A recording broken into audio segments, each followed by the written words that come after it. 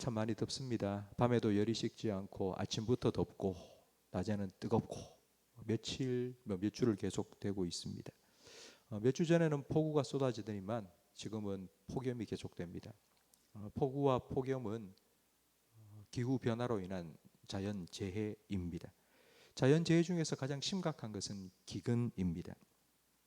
오늘 본문 말씀에 하나님께서는 이스라엘을 심판하기 위해 기근을 보낼 것이라고 말씀하십니다.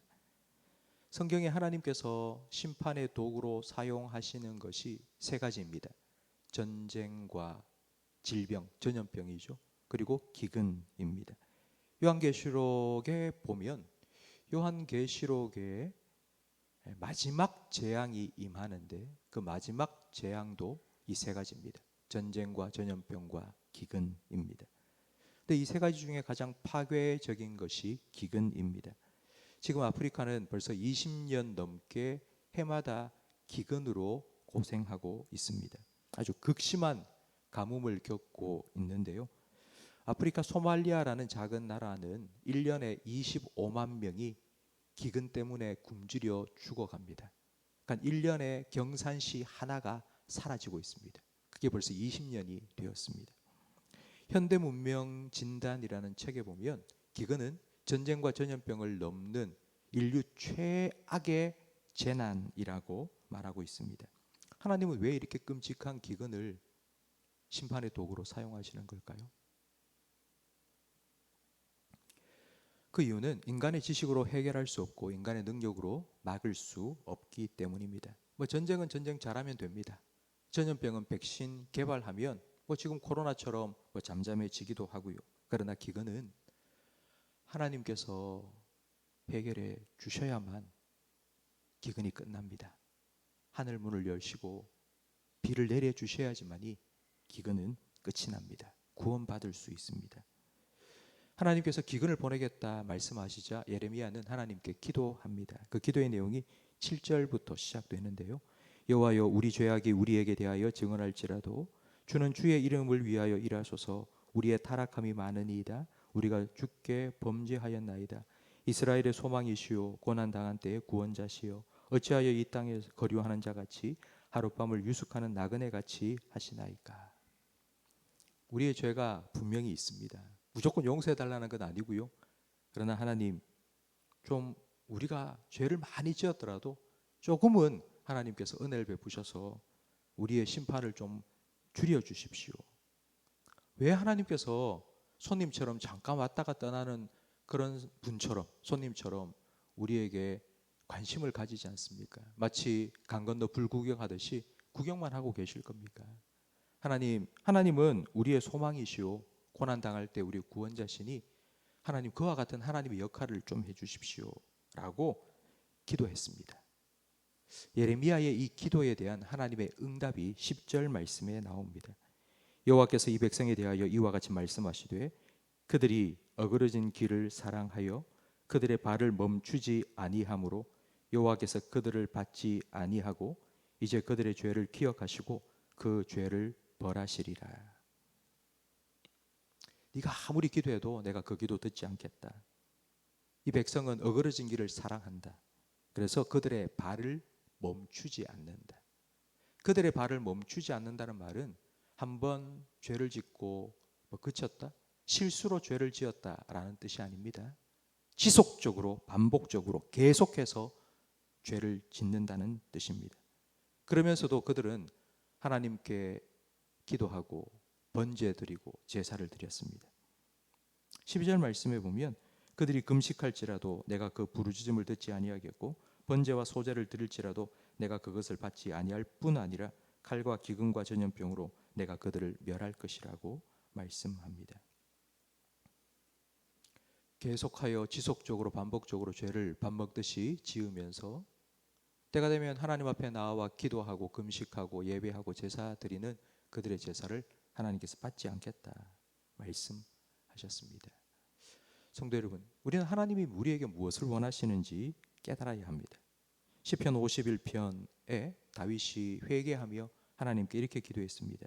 주께서는 제사를 기뻐하지 아니하시나니 그렇지 아니하면 내가 드렸을 것이라. 주는 번제를 기뻐하지 아니하시나이다. 하나님께서 구하시는 제사는 상한 심령이라. 하나님이여 상하고 통회하는 마음을 주께서 멸시하지 아니하시리이다. 하나님이 진짜 원하시는 것, 하나님이 정말 원하시는 것, 그건 통회하고 상한 심령이라고 말씀하십니다. 진심으로 내 죄를 깨닫고 하나님께 회개하고 하나님께로 돌아가지 않으면 백날 금식해도 하나님 응답하지 않으십니다.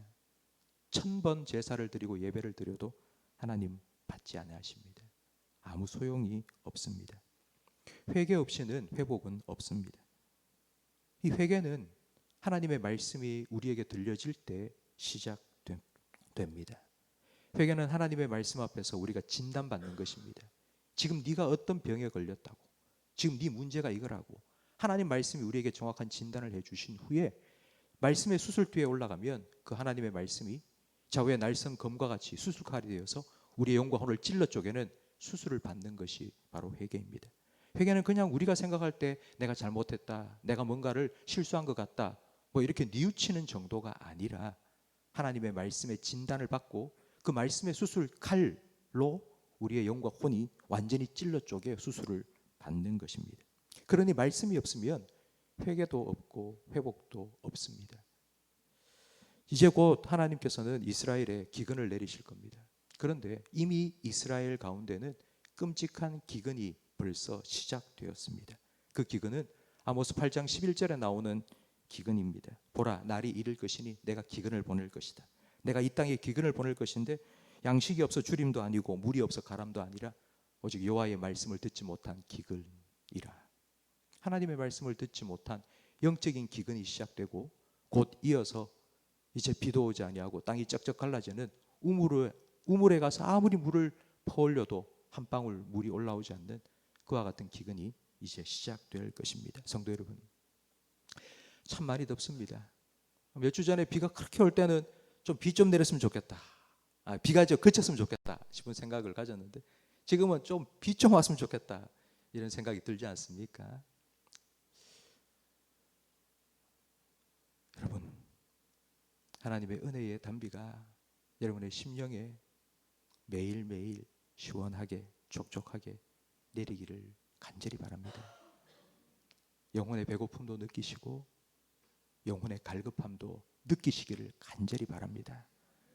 10일을 먹지 않아도 배고프지 않은 것처럼, 10일을 물을 안 마셔도 갈증이 없는 것처럼 그렇게 살아가지 마시고 하나님의 말씀 앞에서 그 말씀의 은혜를 구하며 말씀을 들을 수 있는 귀를 열어달라고 기도하시면서 하나님의 은혜를 구하시기를 간절히 바랍니다. 육신의 갈증을 느끼고 육신의 배고픔을 느끼듯 영적인 갈증과 영적인 배고픔도 느끼시고 하나님 앞에 엎드려서 하나님 주시는 말씀의 은혜의 단비를 여러분 촉촉히 날마다 경험하시며 그 은혜로 살아가시기를 예수님 이름으로 축복합니다. 기도하겠습니다. 하나님 아버지, 우리에게 은혜를 베풀어 주시옵소서.